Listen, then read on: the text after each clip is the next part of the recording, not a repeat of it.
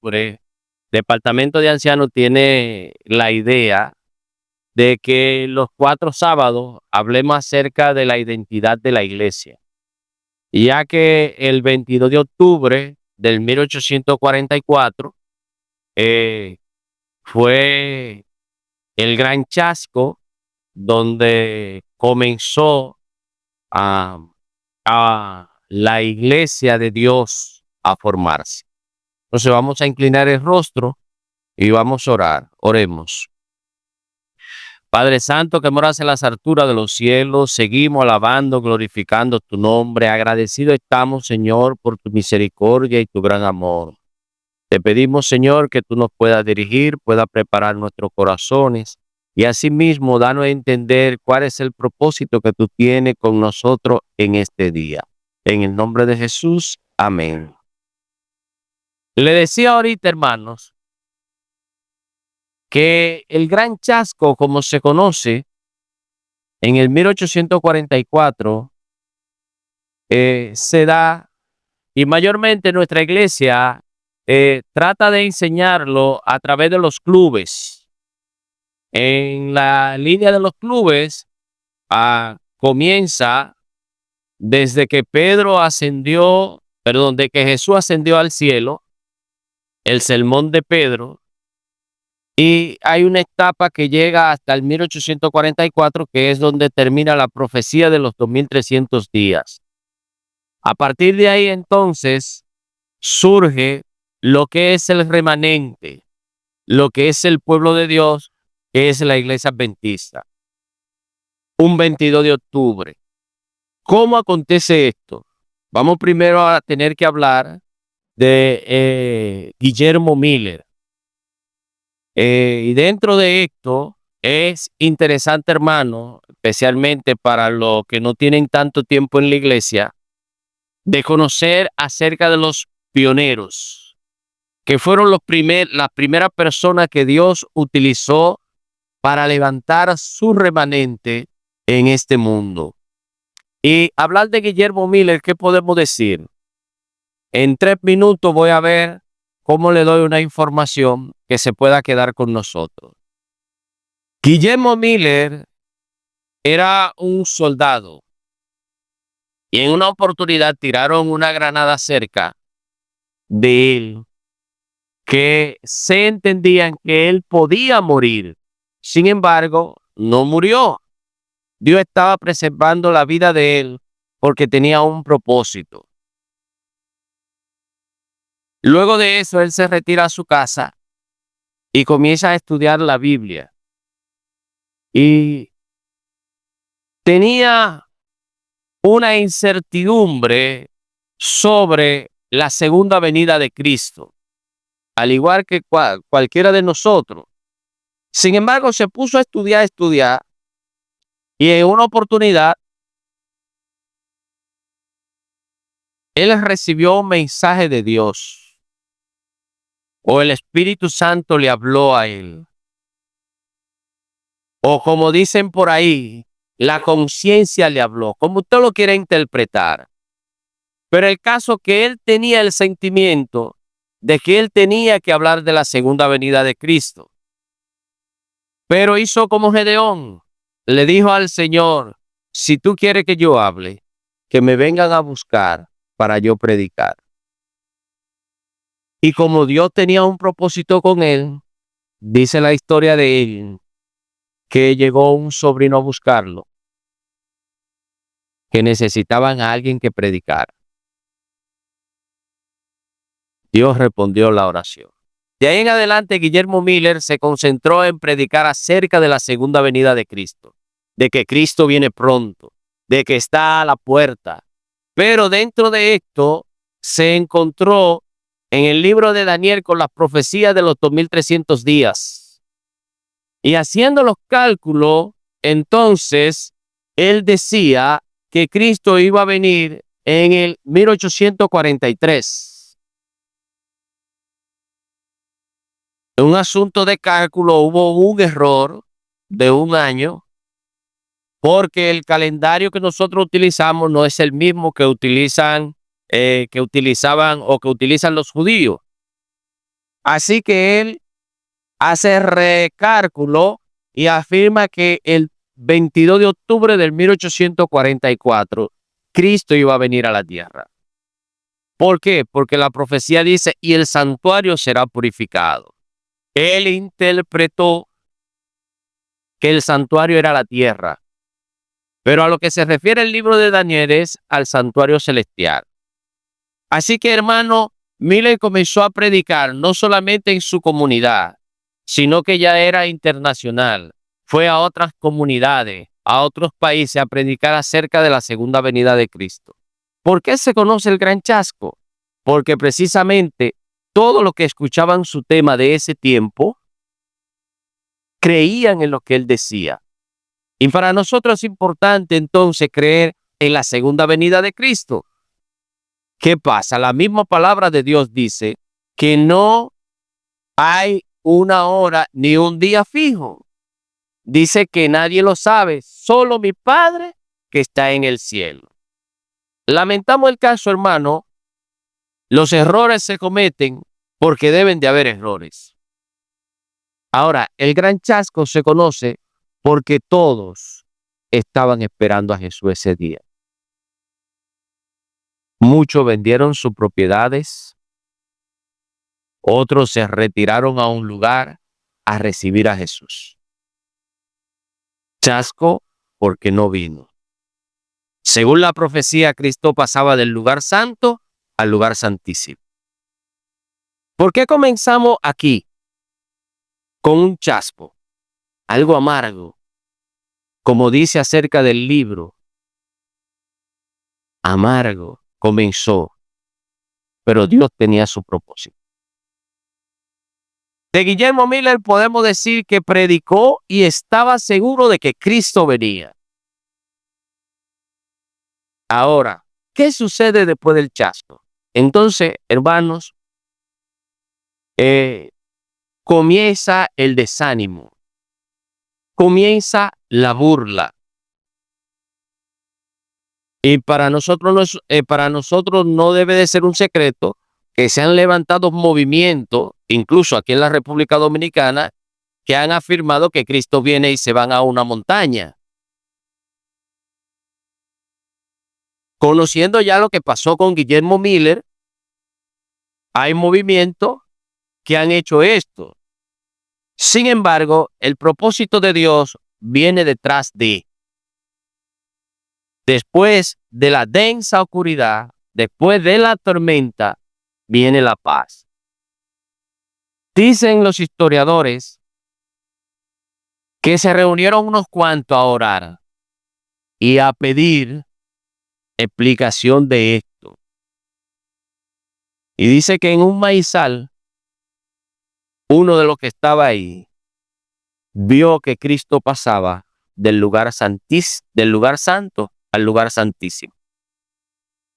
Y ahora entonces surge la esperanza y comienzan a reunirse y a estudiar la palabra de Dios sobre este contexto de que existe un santuario celestial y de que Cristo en el 1844 pasó del lugar santo al lugar santísimo en el santuario celestial, hermano. Interesante. Ahora comenzaron a reunirse en grupo y a estudiar la Biblia y a orar. Y de ahí entonces comienzan algunos hermanos a predicar sobre este tema. Y dice que se fueron agregando. Hermano, no es como ahora. Ahora nosotros nos congregamos aquí. En ese tiempo es posible que existiera una iglesia en una provincia. Y se tenían que ir de una provincia a otra provincia.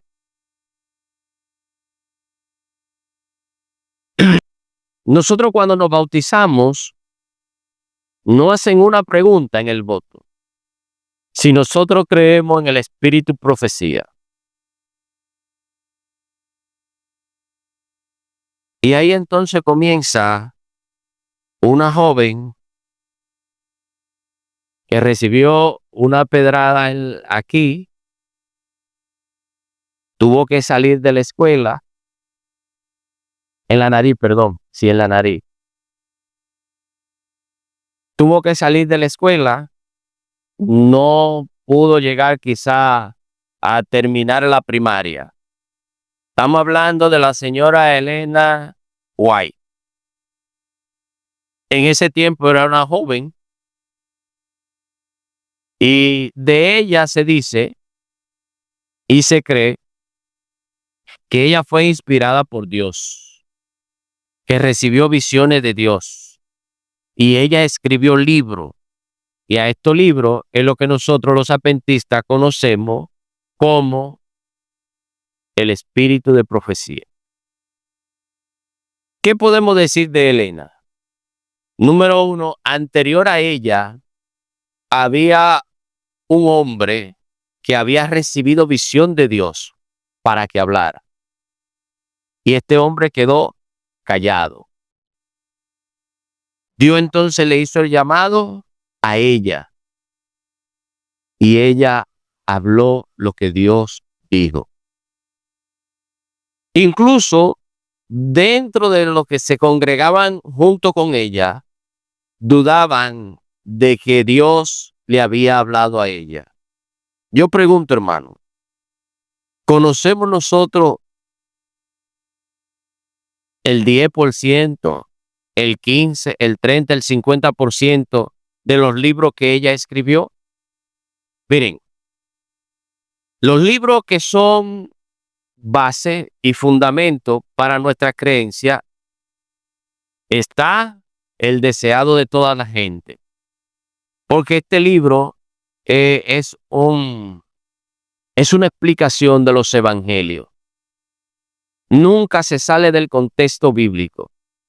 Otro libro muy famoso es El conflicto de los siglos, que tuvieron que cambiarle el nombre. Por ejemplo, hay conflicto de los siglos. Lorenzo, ¿me puede ayudar con uno de los nombres que le dieron? Ajá.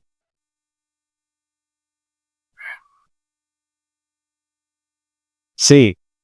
¿Por qué hubo que cambiarlo? Porque eran mensajes directos con relación a los acontecimientos que pasaron y pasarán. Involucraba a la Iglesia Católica y como involucraba a la Iglesia Católica cuando habla de la bestia, fueron sacados de circulación. Entonces, hermano, es importante que nosotros conozcamos nuestra historia, porque por ahí dicen que el que no conoce su historia vuelve y comete los mismos errores. El surgimiento de la iglesia se hace oficial en el 1861. Se le da nombre de Iglesia Adventista del Séptimo Día. Iglesia Adventista porque creemos en el advenimiento. Del séptimo día porque creemos que Dios ha apartado un día para que se le adore. Entonces, hermano, son cosas que nosotros sabemos, pero son cosas que debemos de tenerlas firme para que nuestro barco no se hunda o tambalee. Es necesario conocer acerca de los primeros pioneros. ¿Por qué? Porque los pioneros sacrificaron su vida por la obra de Dios. Estuvimos hablando de Guillermo Miller, estuvimos hablando de Elena, poca cosita, pero lo que podemos decir que fue inspirada por Dios.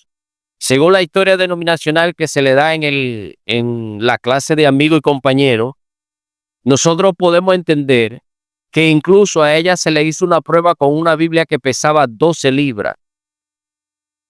Se le puso una vela de frente a ver si respiraba o no. Y la persona que le hicieron la prueba tuvieron que reconocer que era inspirada por Dios.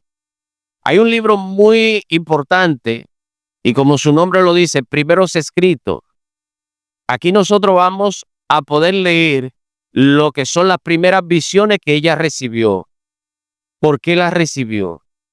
Nosotros hablamos de una verdad progresiva, de la luz que va avanzando. Por ejemplo, nuestros primeros pioneros quizá fumaban túbano.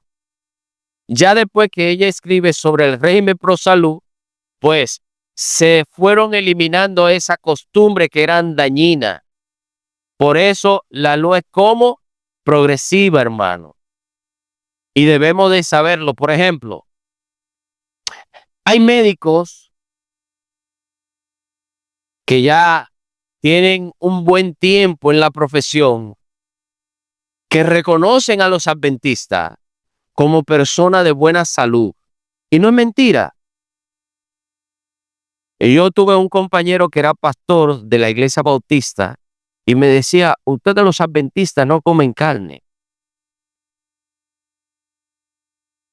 Yo no le quería sacar su concepto porque yo me comía mi carne. Y yo entonces le expliqué el asunto del régimen. Nosotros como adventistas, lo más saludable es no comerla, porque es lo más saludable. Pero dentro de lo más saludable, los adventistas tienen una ventaja. Se cuidan de muchos productos que son dañinos para la salud. La hermana Elena de White escribió tantas cosas que si uno comienza a buscar, uno va a decir, una niña que no terminó la primaria, ¿cómo es posible que sepa tanto? Dentro de la historia, hermano, ella se encontró con el señor José Bey, capitán de barco, hombre experimentado, que sabía de lo que era la astronomía. ¿Y ustedes saben cómo ella lo convenció? Cuando le comenzó a hablar acerca de Orión. Según ella dice, por la constelación de Orión, Cristo va a venir. Oiga eso, hermano, por la constelación de Orión. Cuando José Beck escuchó a esta joven hablar con esta propiedad, dijo, me voy de ese lado. Hablar de José Beck, hay que decir que fue uno de los primeros que habló acerca del sábado. Sí, hermano, la iglesia fue formada, pero no indicaba que comenzamos a guardar el sábado. Sin embargo, Dios utilizó a este capitán de barco que se convirtió, que se encontró con el grupo a hablar acerca del sábado. Y voy a concluir para ser un poquito puntual, porque hay que dejar para los otros días. Mire, nosotros somos adventistas del séptimo día. Y en muchas ocasiones a nosotros se nos olvida recibir el sábado. A nosotros se nos olvida de pedir el sábado. Nosotros hacemos cosas, como dice un canto por ahí, delicia santa de Jehová. A nosotros se nos olvida que la voluntad que debemos de hacer es la de Dios, no la de nosotros. Muchas veces nosotros hacemos cosas o que son de trabajo, o que son seculares, o que no se vinculan nada con Dios. Y en esta mañana, buscando nuestra identidad, sería bueno, hermano, que nosotros meditáramos en el sábado. Por ahí creo que debemos comenzar, hermano, a tener el encuentro con Dios. ¿Cómo yo estoy guardando mi sábado? Si estoy agradando a Dios en sábado. Si estoy haciendo la voluntad de Dios en sábado. Pero en el transcurso del mes, a pesar de que estamos en campaña, hermano, vamos a tratar de dar la pincelada, de trabajar con los pioneros. Los pioneros, hay dos tipos de pioneros. Hubieron pioneros que se mantuvieron fiel y hubieron pioneros que no fueron fieles. Que es importante también, porque dentro de la iglesia está el trigo y está la cizaña. Hubieron pioneros que fueron fieles y hubieron pioneros que no fueron fieles. Le exhorto a los conquistadores y a los guías mayores a seguir investigando sobre el origen de nuestra iglesia. Vamos a pedirle a Peter que cierre en estos momentos con la canción y luego yo voy a orar. Pero hermano, Dios quiere que nosotros volvamos a recuperar nuestra identidad. Algo que era importante es que los adventistas siempre eran reconocidos como personas que estudiaban la Biblia. Y el espíritu de profecía también. A veces escucho entre los jóvenes y no escucho nada del espíritu de profecía porque no le conocen. Entonces nosotros, los que le conocemos, tenemos que enseñarle y orar para que ellos conozcan el espíritu de profecía.